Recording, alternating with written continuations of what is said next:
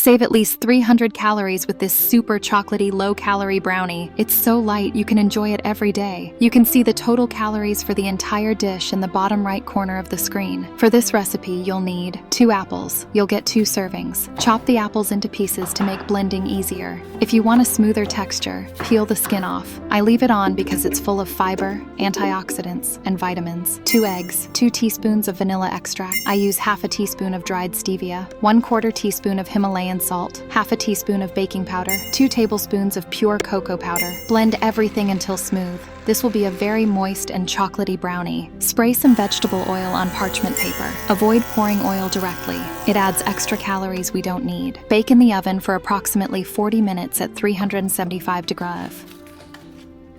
A classic brownie has between 400 and 500 calories per 100 grams, but ours has just 70 calories.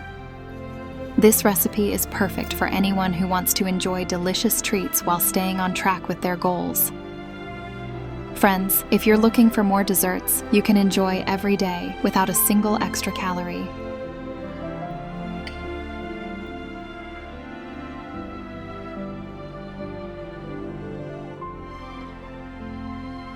Subscribe to the channel. With care, your nutritionist, Karina.